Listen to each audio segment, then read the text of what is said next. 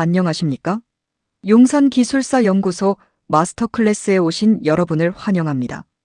오늘 우리는 핵심 공종별 메커니즘을 마스터하는 용어반 마스터 클래스를 진행할 예정입니다. 저는 용산기술사연구소의 프리젠터이며 오늘 이 시간을 통해 여러분의 기술사 합격에 실질적인 도움이 될 수 있는 핵심 노하우를 아낌없이 전달해 드리겠습니다. 짧은 시간이지만 가장 중요한 내용을 압축하여 효율적인 학습 경험을 제공할 것을 약속드립니다. 바로 시작하겠습니다.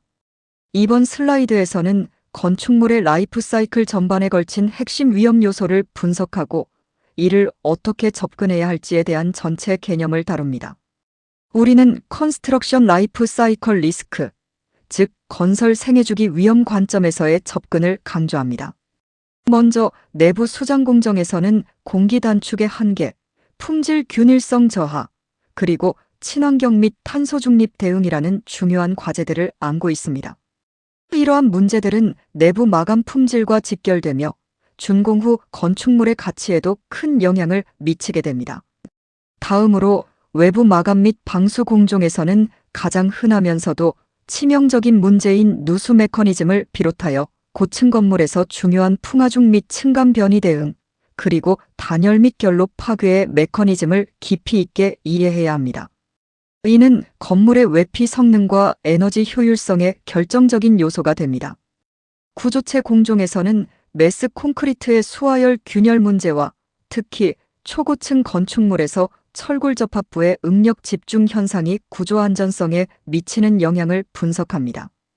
이 부분은 건물의 핵심적인 안전성과 직결되는 만큼 매우 중요합니다. 마지막으로 기초 및 토공 공정에서는 집안 거동, 지하 수위 변화가 주변 환경에 미치는 영향, 그리고 이에 따른 최하 리스크와 붕괴 메커니즘을 면밀히 검토해야 합니다. 이처럼 각 공종별로 특화된 위험 요소를 정확히 이해하고 분석하는 것이 성공적인 건축 프로젝트의 핵심입니다. 다음 슬라이드부터는 각 공종별 핵심 문제들을 하나씩 자세히 살펴보겠습니다. 첫 번째 핵심 문제입니다. 흙막이 및 TOP, DOWN 공법의 붕괴 메커니즘과 제어 방안에 대해 살펴보겠습니다. 이 문제의 개요 및 정의는 도심지 대심도 굴착 시 주변 집안 침하, 지하 수위 저하, 그리고 토합 불균형에 의해 흙막이가 붕괴될 수 있는 메커니즘을 정확히 이해하는 것입니다. 화면의 그림에서 보시는 바와 같이 지상 1층 슬래브와 지하 1층 슬래브 사이에 작용하는 랭킨 주동토합과 수동토합의 균형이 무너지면서 붕괴가 발생할 수 있습니다. 이를 제어하기 위한 핵심 시공 단계들을 말씀드리겠습니다. 첫째, 안내벽 설치를 통해 장비의 수직도와 굴착 선형을 정확하게 유지해야 합니다. 둘째, 벤토나이트 안정액 굴착은 공벽 붕괴를 방지하고 슬라임을 효과적으로 처리하여 안정적인 굴착을 가능하게 합니다. 셋째, 철근망 건입 및 트레미관 타설 시에는 조인트의 수밀성을 확보하는 것이 중요합니다. 마지막으로 슬래브 역타설, 즉 타프다운 공법은 굴착과 병행하여 핵심적인 지보공 역할을 수행함으로써 흙막이의 안정성을 크게 높여줍니다. 결론적으로 중대재해 지로화를 위해서는 인클리노미터, 지하 수위계 등의 계측 관리 주기 단축과 붕괴 사전 징후 감지 자동화 시스템, 즉 AMS 구축을 통해 잠재적 위험을 조기에 감지하고 대응하는 것이 필수적입니다. 두 번째 핵심 문제는 매스 콘크리트 수하열 균열 제어 메커니즘입니다. 매스 콘크리트 타설 시 시멘트의 수화 반응으로 인해 내부와 외부의 온도 차이가 발생하게 되는데 이 온도 차이로 인해 내부에는 인장응력이 발생하고 결국 관통균열로 이어지는 원리를 이해하는 것이 중요합니다. 그래프에서 보시는 것처럼 내부 온도가 외부 온도보다 훨씬 높게 형성되면서 온도 응력이 크게 증가하게 됩니다. 이러한 수하열 균열을 제어하기 위한 4가지 핵심 방안을 소개합니다. 첫째, 프리쿨링은 얼음이나 액체 질소를 활용하여 콘크리트 혼합물의 온도를 초기 단계부터 낮춰 수하열 발생량을 줄이는 방법입니다. 둘째, 파이프 쿨링은 콘크리트 타설 전 내부에 쿨링 파이프를 매설하고 냉수를 순환시켜 지속적으로 열을 제거하는 방법입니다. 셋째, 타설 구획, 즉 블록 포어링은 넓은 면적을 한 번에 타설하지 않고 블록으로 분할하여 타설함으로써 시공 조인트에서 응력이 분산되도록 제어하는 전략입니다. 넷째, 표면 보온 양생은 타설된 콘크리트 표면을 보온재로 덮어 외부와의 온도 차이를 차단하고 내외부 온도 차이를 25도 이하로 유지하여 균열 발생을 억제하는 방법입니다. 이러한 노력들을 통해 저발열 시멘트 적용 등 최적의 배합 설계를 구현하고 타설 후에는 스마트 온도 모니터링 센서를 활용하여 온도 균열을 제로화하는 즉 지로 디펙트 달성이 가능합니다. 세 번째 핵심 문제는 초고층 철골 용접 결합 및 붕괴 방지 기술입니다. 초고층 강구조물의 후판 용접 시에는 열 변형, 응력 집중, 그리고 라멜라 티어링과 같은 문제들이 발생할 수 있으며 이로 인한 취성 파괴와 붕괴 위험성이 항상 존재합니다.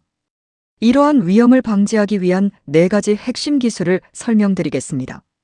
첫째, 예열은 용접 전에 모재를 미리 가열하여 냉각 속도를 지연시키고 수소 지연 균열을 예방하는 매우 중요한 과정입니다.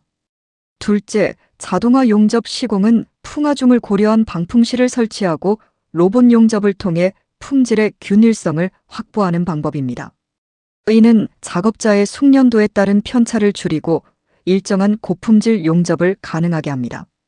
셋째, 초음파 탐상 검사 UT와 같은 비파괴 검사 NDT는 용접부 내부의 결함을 발견하기 위해 다중으로 실시되어야 합니다. 이는 육안으로는 확인하기 어려운 내부 결함을 찾아내어 구조물의 안전성을 확보하는 데 필수적입니다. 넷째, 후열 및 응력 제거는 용접 직후 응력 제거 소둔 처리를 통해 용접으로 인해 발생한 잔류 응력을 완화하여 취성 파괴의 위험을 줄이는 기술입니다. 이러한 기술들을 통해 우리는 엄격한 용접 절차 사양서, 즉 WPS 준수와 대칭 용접 순서 적용 그리고 정밀 검사를 통해 철골 접합부 노드의 완벽한 강성을 확보하여 초고층 건물의 안전을 보장할 수 있습니다. 네 번째 핵심 문제는 지하 및 옥상 복합 방수 누수 메커니즘입니다. 건축물은 구조 거동과 온도 수축 팽창, 그리고 지하에는 정수압의 작용 등 다양한 외부 요인에 노출되어 방수층 파단이 발생하고 이로 인해 지하와 옥상에서 이중 누수가 발생할 수 있습니다. 특히 지하 부분에서는 지하 수위로 인한 정수압이 방수층에 지속적인 압력을 가하게 됩니다.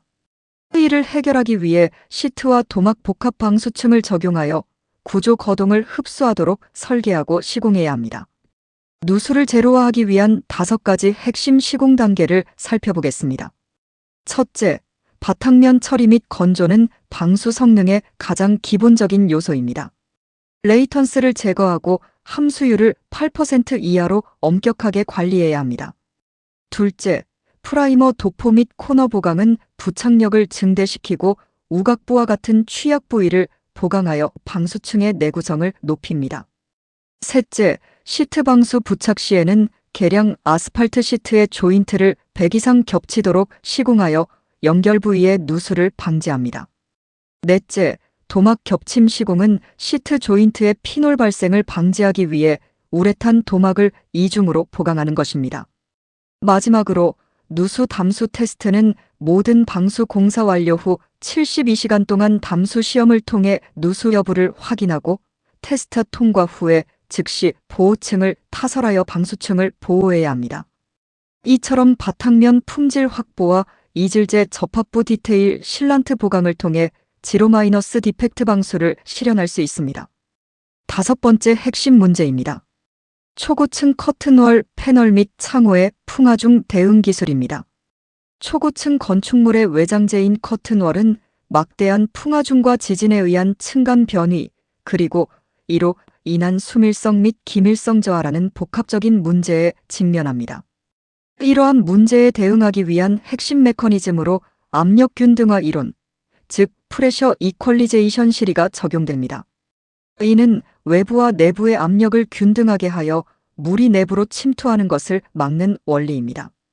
또한 구조 거동 흡수 메커니즘을 통해 건물 변이에 유연하게 대응해야 합니다. 이를 위한 4가지 핵심 기술을 설명드립니다. 첫째, 마크-업 테스트는 실물대 모형을 제작하여 기밀, 수밀, 구조 성능을 사전에 검증하는 과정입니다. 이는 설계 단계에서 발생할 수 있는 문제를 조기에 발견하고 개선하는 데 필수적입니다. 둘째, 패서너 앵커링은 골조 오차를 흡수할 수 있는 임베디드 플레이트를 정밀하게 시공하여 커튼월에 안정적인 부착을 확보합니다. 셋째, 윤업 패널 양중 및 조립 시에는 윈치나 양중기를 활용하여 안전하고 정밀하게 작업을 수행하고 정확한 얼라인먼트를 통해 패널 간의 간격을 일정하게 유지해야 합니다. 마지막으로 구조용 실란트 마감은 이면 접착을 준수하고 백업재를 삽입하여 건물의 변이를 효과적으로 수용할 수 있도록 시공해야 합니다. 이러한 철저한 사전 마크업 검증 피드백 반영과 정밀 시공을 통해 외장재의 탈락을 방지하고 건물의 내구성과 에너지 효율을 극대화할 수 있습니다. 이제 마지막으로 기술사 단기 합격을 위한 4가지 절대 원칙과 여러분께 드리는 격려의 메시지입니다. 첫째, 마인드셋입니다. 항상 나는 이미 기술사다라는 생각으로 평가자가 아닌 현장 소장의 관점에서 문제 해결형 답안을 작성해야 합니다. 둘째, 서브노트 뼈대입니다. 방대한 목차를 단 한 장의 A3 마인드맵으로 압축하여 나무가 아닌 전체 공정의 숲을 보는 시야를 키우십시오. 셋째, 메커니즘 차별화입니다. 단순 암기에서 벗어나 공식, 도해, 그리고 실무적 발생 원리를 명확히 보여주는 0.20, 0.20.40.2 황금 분할 전략을 고수해야 합니다. 이는 깊이 있는 이해와 논리적인 답안 구성에 큰 도움이 될 것입니다. 넷째, 시간 관리입니다. 완벽한 문장보다는 키워드 중심의 스피드 작성을 통해 실전 감각을 익히고 매주 120분 실전 모의고사를 반복하여 근육 기억을 형성해야 합니다. 수많은 야근과 현장의 흙먼지 속에서도 매일 새벽 4시에 일어나 도예를 그리던 여러분의 치열했던 시간들을 저는 잘 알고 있습니다. 펜을 쥔 손가락에 굳은 살이 배기고 수많은 새벽에 포기하고 싶었던 순간들도 있었을 것입니다. 그러나 내가 쓴 이 한 줄의 답안이 내 현장의 동료들을 살리고 안전을 지킨다는 사명감 하나로 버텨내신 여러분. 그 6개월의 피나는 노력 끝에 쥐게 된 합격증. 이제 여러분의 차례입니다. 용산기술사 연구소가 여러분의 합격을 진심으로 응원합니다. 감사합니다.